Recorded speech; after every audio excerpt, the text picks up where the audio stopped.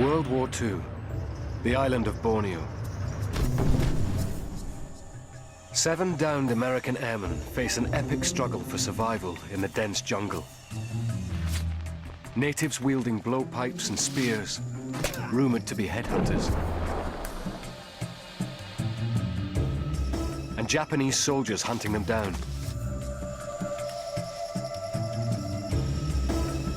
To their rescue comes a maverick British major, hell-bent on taking the war into his own hands.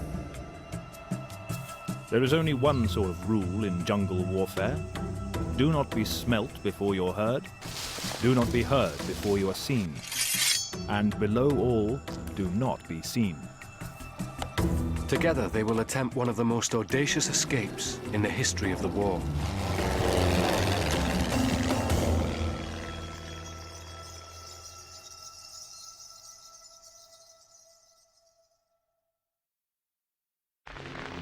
November the 16th, 1944. The crew of a US B-24 bomber has been shot down over the remote island of Borneo. Lost beneath the rainforest canopy, 2 of the airmen are about to get the shock of their lives. A tribe of natives, who the airmen have been told are vicious headhunters, materialize out of the jungle. We had no idea who they were. Everyone was scared. No one knew what was going on. This first encounter between 2 utterly different cultures is the start of one of the most extraordinary survival stories in the history of the war.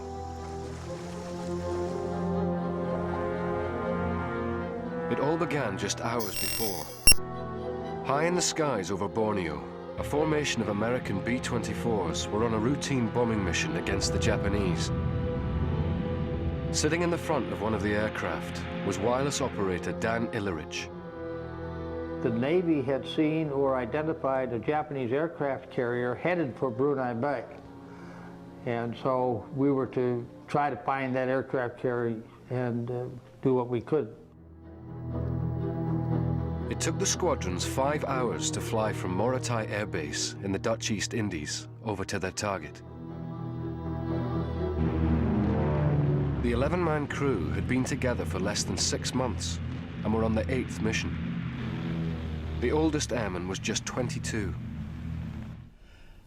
This was Jim Knock, the engineer. This was me, the radio operator. I was 18 when this picture was taken. Just getting ready to turn 19. Young and naive, these airmen had been sent to fight a war above a mysterious and little-known country. The 3rd largest island in the world, Borneo is sparsely populated and covered in dense, mountainous jungle. Zoologist Lord Cranbrook has spent his life working in this tropical labyrinth. Borneo was very underexplored.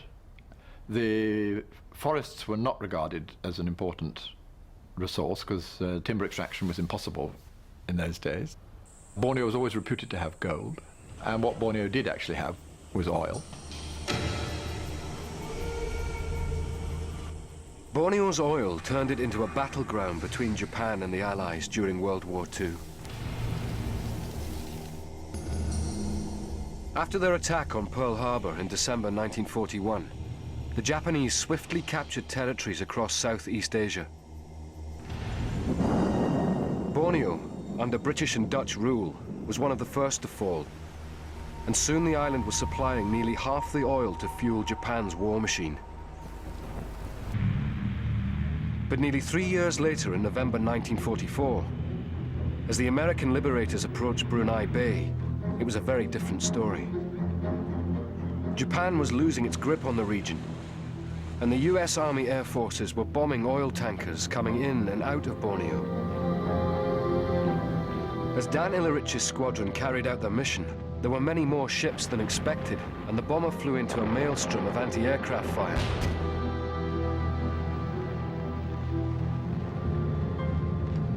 They took us in straight and level for too long, and that gave the Jap gunners a chance to, pick us up. With the flight deck and rudder control badly damaged, the aircraft veered off over Borneo's dense jungle interior.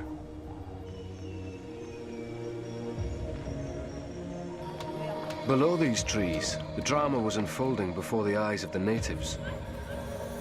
For two boys, Ganang Laban and Kapung Balang, their lives would never be the same again. It was very low in the sky and smoking.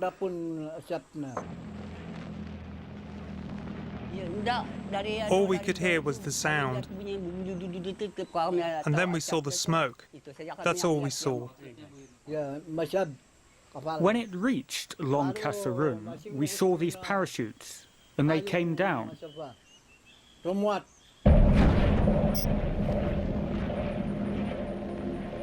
We'd never made a jump, and we didn't know how we were going to land on the ground. I went down through a bunch of bushes and trees and stuff. I think that's where I got my face all bloody.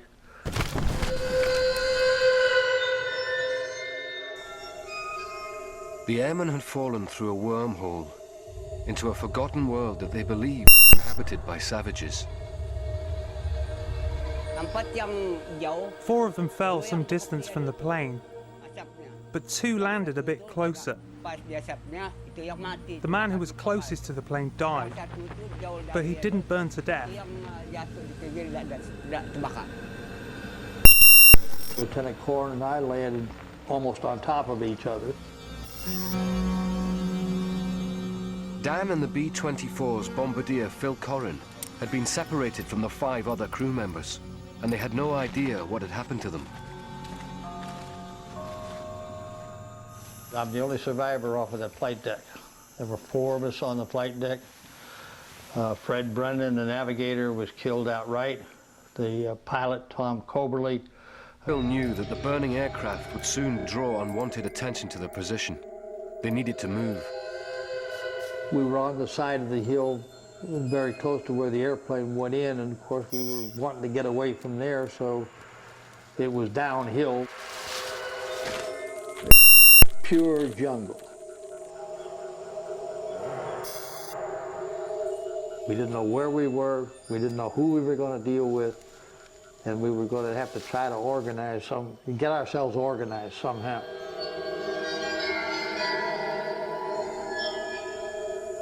We had no idea of Japanese occupation of where we were. At the heart of the airmen's fears was what the Japanese might do to them if they were captured. Japan's soldiers were known to torture and execute their prisoners, and a photograph of one particular beheading had been widely circulated among Allied aircrew. The B-24 had crashed near the tiny settlement of Long Kasarun, a good distance from Japanese garrisons stationed on the coast. But the remoteness of the location brought its own danger. Meeting the natives, the notorious wild men of Borneo. Westerners called them all Dayaks, but there were in fact over 200 different tribes, and the airmen had heard some of them were ferocious headhunters.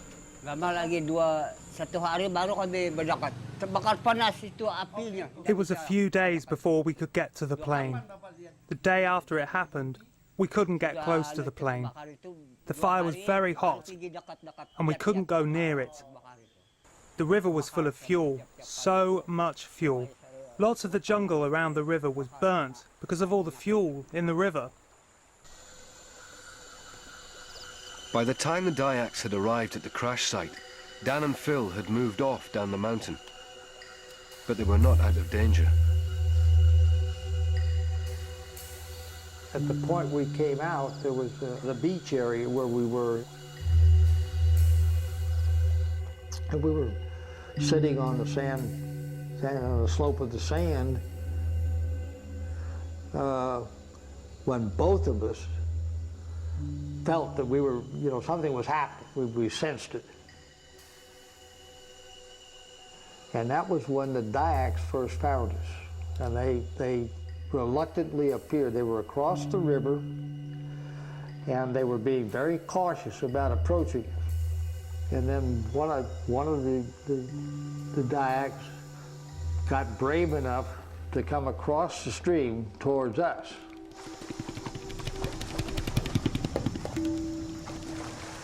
And as he walked up the sandbank and he saw that the holster, and all of a sudden he started hollering, "USA, USA, USA."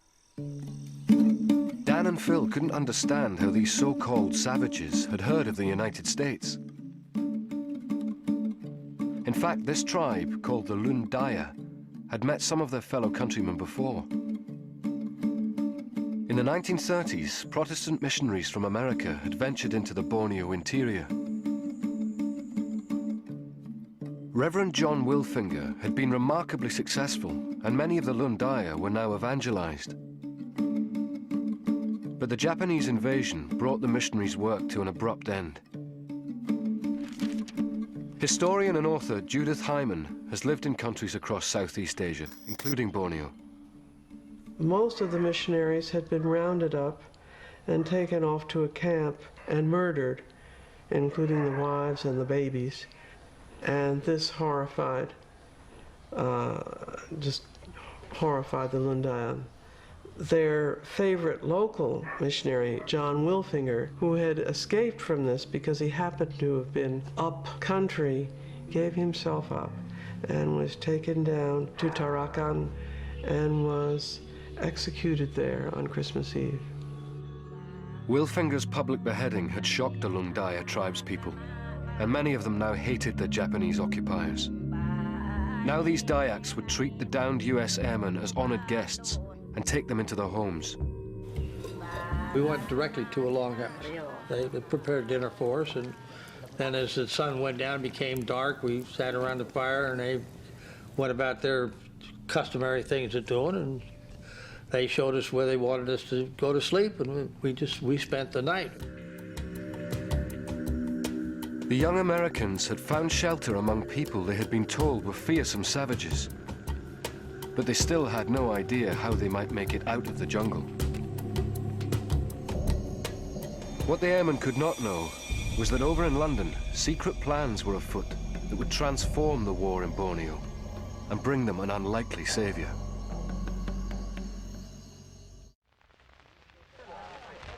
Before World War II, roughly of Borneo had been by the British, and the United Kingdom hadn't given up on its colony. Just 2 weeks after Pearl Harbor, the Special Operations Executive were already planning to sabotage the oil fields and conduct guerrilla attacks against the Japanese in the interior. But to carry out this kind of warfare, they needed someone with local knowledge. They found this in an upper-class, self-taught anthropologist who had led an expedition to Borneo in 1932, Tom Harrison. With no combat experience, Harrison seemed an unlikely choice, but he had actually lived with the Dayaks and understood their customs and traditions. He fell in love with the people. He found them very congenial, which they are. They're so courteous, they're so polite, they're very friendly, and I think he had a good time as a young man there. So I think that was how his enthusiasm had arisen, and then he was one of the very few people available who seemed to have some kind of expertise on the interior of Borneo.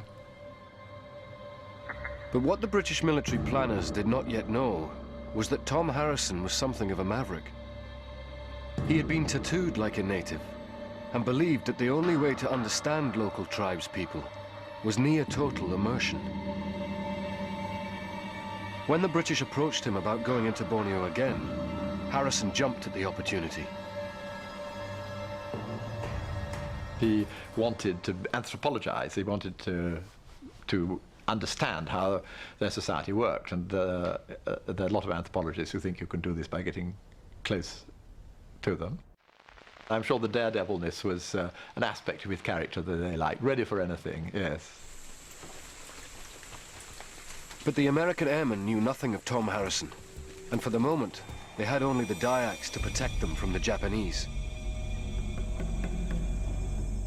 The morning after the crash, the natives led Dan Illerich and Phil Corrin to a lean-to in the jungle, where 2 more of their crew were being sheltered. The 4 of us got together Eddie was blinded. He couldn't see because of some cut wounds and wounds to his eyes. So we stayed there until Eddie was able to see and maybe be able to walk. Meanwhile, word of the downed airmen had reached the district officer charged with running this area for the Japanese, William Makahanap. This is a photo of William Makahanap. Very brave man, with a very brave wife right behind him, power behind the throne. Makahanap was not from Borneo, but another island in the Dutch East Indies. Formerly a teacher with the American missionaries, he was now the liaison between the Dayaks and the Japanese. When news of the downed aircraft reached him, he felt duty-bound to inform his Japanese bosses further downriver.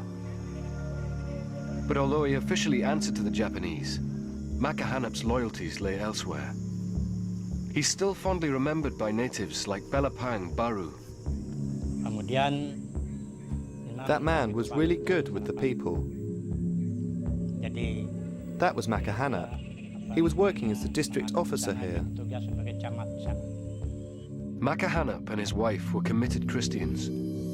They could not forget what the Japanese had done to the American evangelists, and weren't about to let them do the same to the airmen.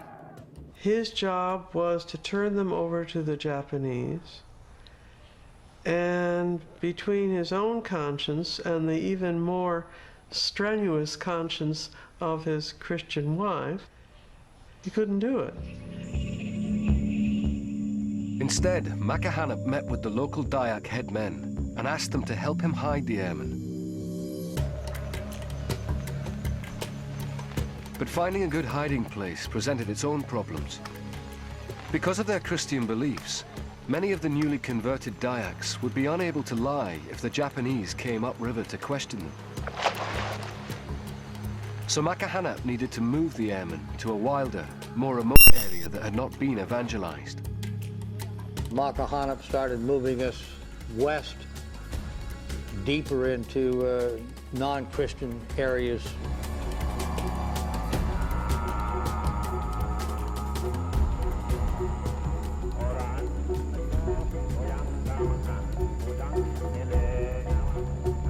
Ada orang Amerika jatuh dari pesawat. When the Japanese heard the American airmen had landed in the jungle, they came up to Long Barang to look for them. Orang-orang Amerika yang jatuh. Long Barang was Makahanap's administrative seat, and also where he lived with his young family. The Japanese knew from the district officer that the airmen had landed somewhere around here, but they had no idea that the Dayaks were already hiding them deep in the jungle. We built huts for the Americans twice. They spent one night in the first hut, and on the second night we moved them somewhere upriver, to a small river on a route that no one would pass along.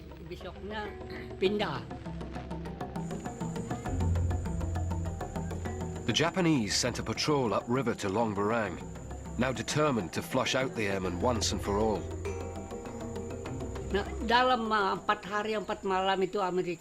There was chaos in the village. Japanese were coming in and out. People from other villages came to look for the Americans. I told them the Americans had left and we didn't know where they'd gone.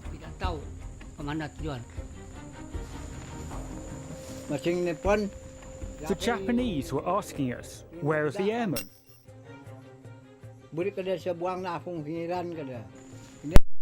For the airmen, but we'd hidden them.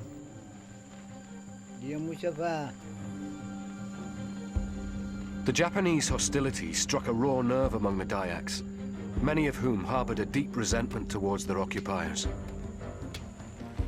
As well as beheading their American missionaries, the Japanese had confiscated food and goods, killed livestock, and worst of all, mistreated the local women. They always bothered the girls. They would go after them. That's why we were so upset with them.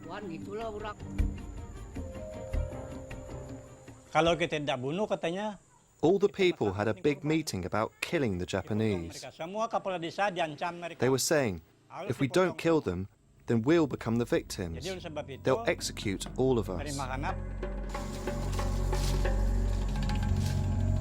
Enraged by the death threats, Makahanap and the Dayaks were about to cross a line from which there would be no return.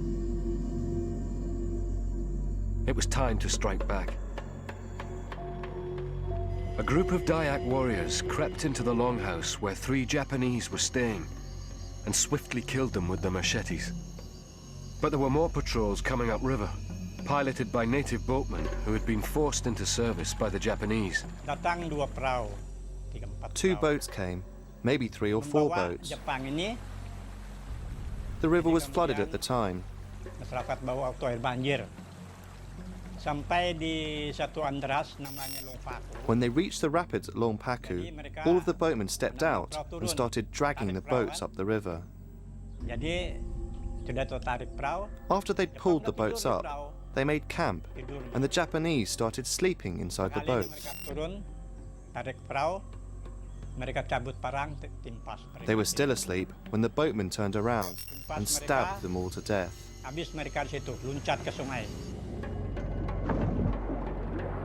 Even the women were enlisted in the fight.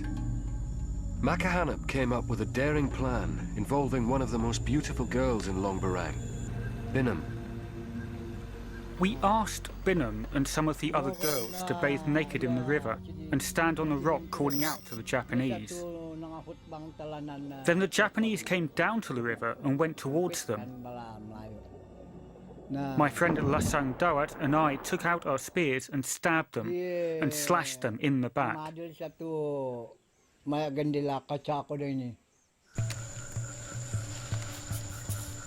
But the Dayaks weren't just executing the Japanese. Makahanap and the other warriors had tacitly agreed to resurrect an ancient and bloody rite: headhunting.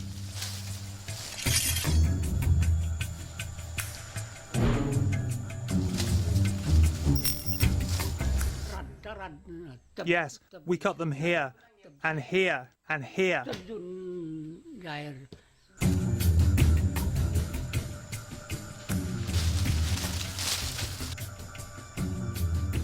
Every single Japanese soldier who came into their district was killed, and many of the bodies were beheaded. We brought the heads and distributed them to every village. Ya, sudah dibunuh jadi kampung. After the heads had been taken, the villages were Jepang very hanyut peaceful. sampai di Melinau sini.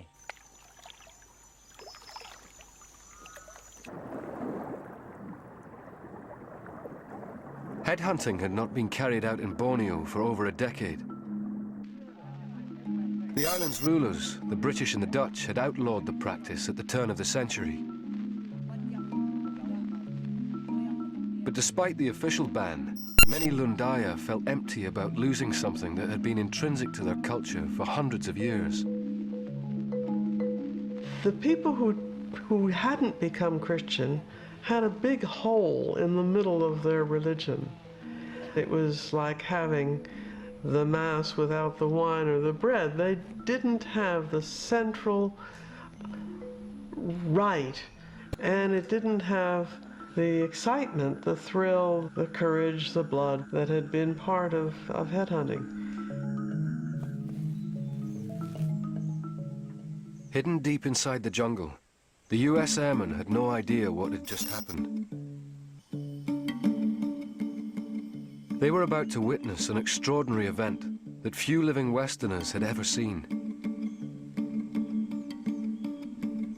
We were down to no firewood and no machetes to cut firewood with, and all we had was raw rice. And we thought we were in bad shape. And then they came and got us, and they brought us back, took us back down to Penaragon Lagon's place, longhouse, and that's where we walked into smoking heads over the fire.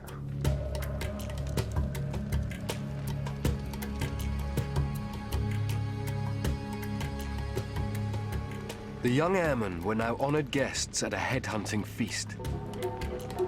A celebration of eating, drinking, and dancing that would last for several days.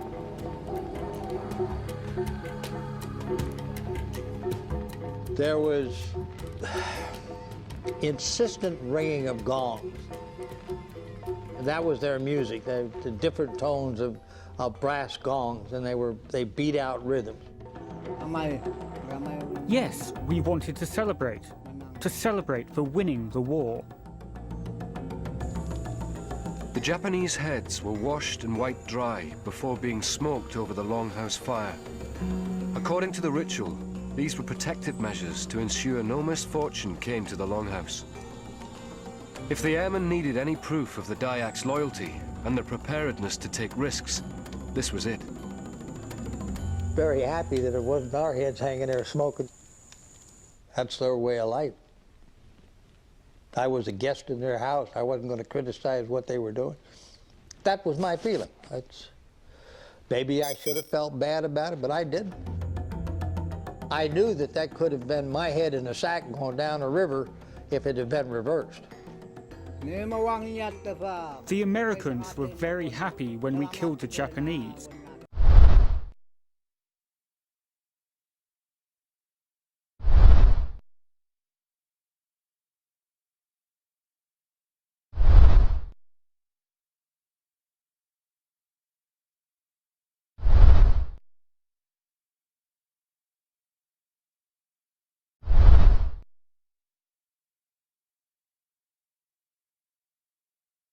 Because now they knew they were safe. Now that his Dayaks had seen off the Japanese patrols, Makahanap moved the airmen back into the village at Long Barang. But 2 months in the harsh jungle conditions had taken its toll. Suffering from malnutrition and tropical diseases, each airman had lost close to 15 kilograms. But hope was around the corner. The anthropologist Tom Harrison was about to parachute into Borneo, and unlike the Americans, his drop was planned.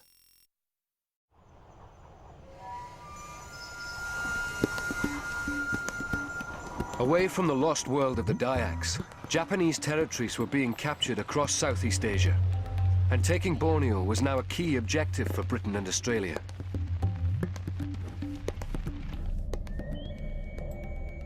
In June 1944, Tom Harrison, now a British major, was sent to Australia on loan to a special forces unit known as Z-Force. The anthropologist turned soldier would lead a unit of commandos into the interior to begin the guerrilla operations and also attempt to rescue any downed Allied airmen they came across. He knew there were Americans before he came in, and he was under instructions to do his best to find them and to get them back out again. Among Harrison's commandos was a young sergeant, Jack Treadray. Each of us had a specialist part in the team. I was the team medic. We had our radio man, we had our armaments man, and each one of us had to be able to do the other's work as well. The official plan was to enter Borneo from the coasts and travel inland upriver. But Harrison put forward a radically different idea, parachuting directly into the interior, where the fiercely independent Dayaks might be more willing to cooperate with the Allies. During his expedition 13 years earlier, Harrison had heard rumors of a flat and fertile plain in the center of the island. We had gone a good way inland, but much further inland we saw great mountain ranges, and we heard that behind them lay a sort of Shangri-La. But did his Shangri-La even exist? And would it be suitable as a drop zone? In early 1945, Tom Harrison persuaded his military bosses to let him go on a reconnaissance trip from his unit's base in the Dutch East Indies. Flying over the island's jungle interior, with the rainforest canopy stretched out below him, it was almost impossible to see anything. But then, as the aircraft headed home, Harrison spotted a clearing.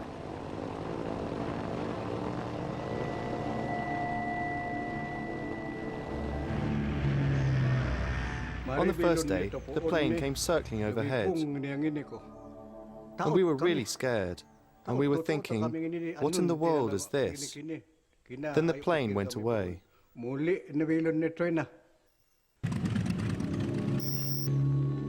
On March the 25th, the aircraft returned. Harrison and his commandos' mission was about to begin. Before we got on the plane to do our jump, Tom Harrison, our party leader, opened up a tin and handed us all a tablet. And he said, that's the L pill, it's cyanide. If you're in trouble, bite it, and that'll be it. The next day, 4 planes came, circling. Then 8 men came down. They were parachuting down. And we looked up at them, and they were just this big.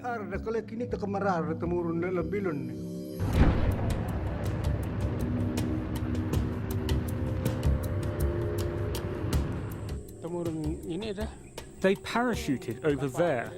The plane was circling overhead, and then they landed over there. When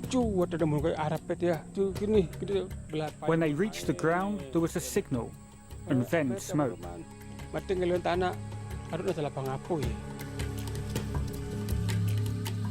Soon, Harrison was met by a party of the local tribe, called Kalabits, and led through the fields to the longhouse. Things became fearfully confused. The main overall reaction was bewilderment, amazement, coupled with dreadful efforts to ask questions from both sides. The first things the Kalabits wanted to know were we humans, and how did we get out of the aeroplane? Harrison's biographer, Judith Hyman, is one of the few people able to read the spidery scrawl of his wartime diary. Now, this is the first page of the diary after Tom landed in Barrio. They spend all day searching for torpedoes, which were the ways in which they parachuted in supplies. And then it ends with Borak, exclamation point. Borak was the local rice beer, and Harrison knew from his previous expeditions that it was a surefire way of immersing himself in the native culture. The next day, the Major sent Jack Tredray out on his first task, distributing medicine among the local tribespeople. He drew a big circle on my map, and he said, I want you to go to every one of those kampongs, find out whatever information you can, treat everyone you can. The gift of medicine was to show the natives that Harrison's commandos would not behave like the Japanese. 100% of the population had malaria, either amoebic or bacillary dysentery. They were in a bad way. Meanwhile, some 80 kilometers away, the US airmen were about to find out about the new arrivals. Well, we thought we got another crew. Makahana took off for that area to see what was going. If another crew, he was going to bring it in, and that's when he found out that Harrison was there. A few days later, Makahana brought the airmen a letter from Harrison. The Americans quickly realized from his eccentric style that they weren't dealing with an ordinary officer. My dear fellow, as an Englishman, I had better start like this. I have brought in a party of 8, not only to bugger up the Japs, but also, specifically, to look for lost whites and help them to get out in any way we can. He asked for the senior officer and any radio personnel to come and visit with him. So we went off to see Harrison. After nearly 5 months waiting for rescue, Dan Illerich and 2 other airmen set out for Harrison's base. 1.5 weeks' walk through mountainous jungle, they finally met Harrison on April the 21st. The Major wasted little time with greetings and quickly put Dan to work with Australian radio operator Bob Long. The first photograph was one of me, taken in 1941. Dan was easy to work with. He was quite good at the figure and the code part of it. He was slow on his Morse. And you know, when you sit around in a longhouse for 4 months doing nothing and a man offers you a chance to practice your trade, I'm not going to turn him down. I just thought that as an opportunity to be able to do something to keep me busy and help out until they could get us out.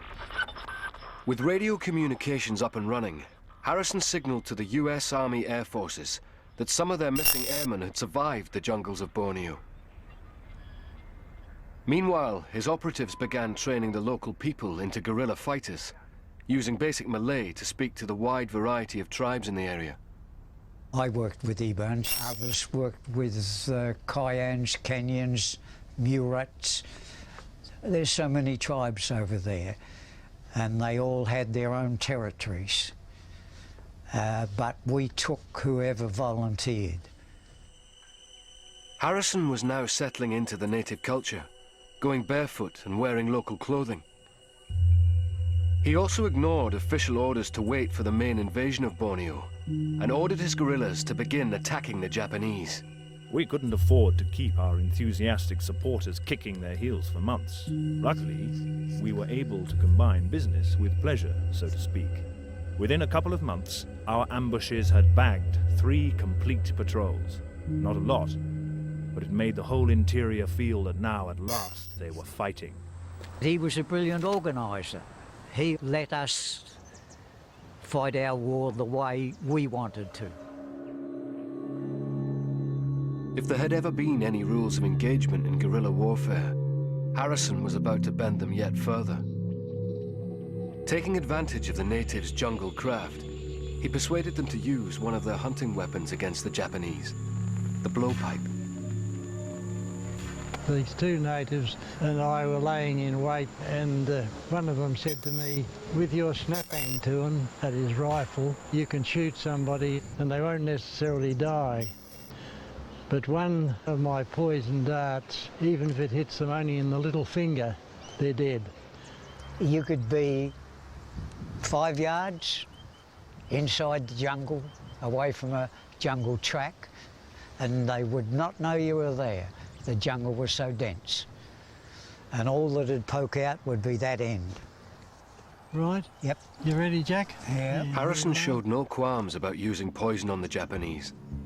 His thoughts, written after the war, evoke Harrison's contempt for his enemy, but also reveal a darker side to the anthropologist's war record.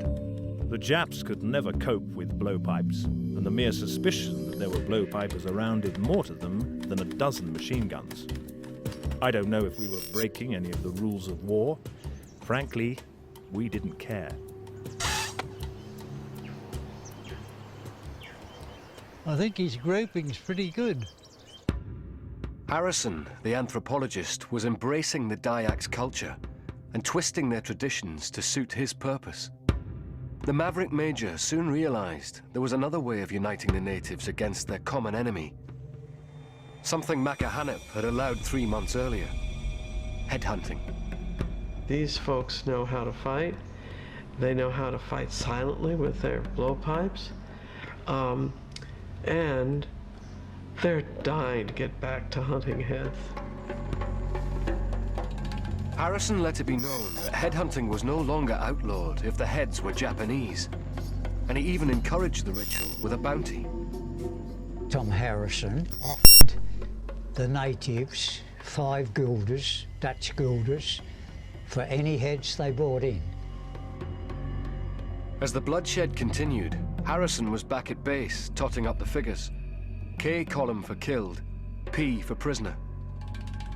His commandos were just as casual. Personally, I didn't care one way or the other, because we didn't like the Japanese didn't like us, and we knew if they caught us, we wouldn't only be killed, we'd be tortured pretty fiercely beforehand. The Japs did not have a very good reputation. The natives hated them, and so it made our job much easier. Those first Jap heads thrilled the jungle people. The difficulty was to control the chaps from going too far. On May the 1st, 1945, Borneo's D-Day arrived. 11,000 Australian soldiers landed at Tarakan a small but highly strategic island off the northeast coast of Borneo. Within weeks, the landings had secured an airfield. The Allies were now less than 250 kilometers from Balawit, a flat valley where Harrison had recently moved his headquarters. With air support now so close, Harrison saw an opportunity to get the sick and weak US airmen out of the jungle. He was already thinking of an audacious rescue plan. Harrison had heard that the Australians had a British short takeoff and landing plane, the Oster, that had the range to get into his valley. But first he needed an airstrip. Gala Raoult was a boy at the time and remembers Harrison's unusual requirements. He had a meeting with all of the elders, and he asked them, "Can you give me land, because we need to make an airstrip?" The land they were using was waterlogged, and Harrison quickly realized that building an airstrip here would be a major challenge.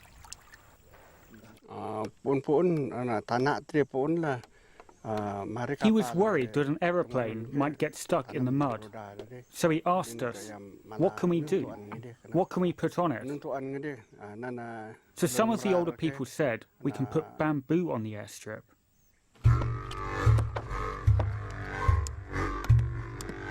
Now in their 80s, these are some of the Dayaks who ingeniously adapted bamboo to make an airstrip.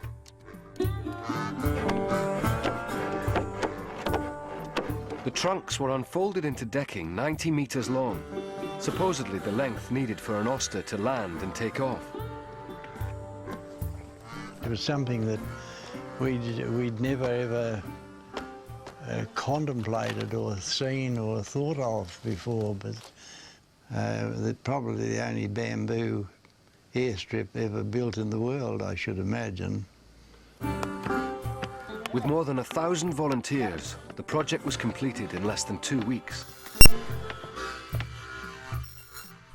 One of Harrison's commandos took these photos of the airstrip. The eccentric major had his airport. Now all he needed was someone brave enough to land on it. On June 7th, 1945, 2 Australian pilots flew into Tom Harrison's jungle kingdom after the major told them that the airstrip was ready. The American grasshopper is very similar to the tiny Oster. Dan has come to see one at his local flying club in Houston. They flew 2 of them in, and they landed all right because you can take a small airplane, and when you bring it in for an approach to landing, you can land it in a very short distance. What nobody knew yet was whether the airstrip was long enough for takeoff. Typically, Tom Harrison volunteered to be the first passenger to test it out. They went to the end of the runway and made their takeoff run, and at that altitude, they just didn't have airspeed when they ran out of runway, and they got off into the mud from the rice paddy. The Oster flipped over on its back, damaging the plane, but not its passengers. The workers used bamboo to extend the runway, and also, with the Australian pilot, to patch the broken Oster back together. On June the 10th, the Oster took off again, this time with the first of the US airmen. When the aircraft touched down in Tarakan, the fuselage broke in 2, but the men walked away unharmed. Tom Harrison's Shangri-La now had its very own airport. But by now, the Major's maverick tendencies were running wild, and he decorated the strip with an array of national flags and a token Japanese head. When one man who had been tortured by the Japanese and had scars all over his legs came up, bringing him the head of the Japanese police chief of Laos. He accepted the head most gratefully and had it flown from a flagpole.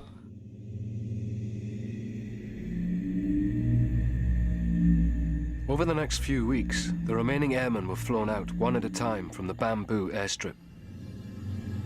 But one of the Americans wasn't quite ready to leave. I volunteered to stay as long as possible.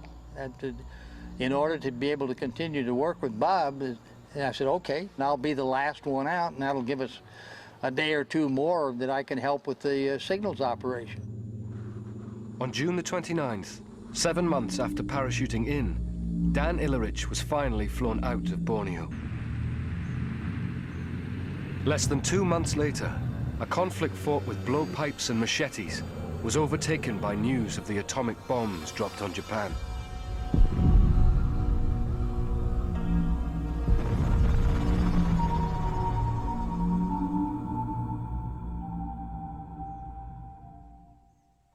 It would be another year before Tom Harrison was to leave the world of the Dayaks that he'd come to love so much.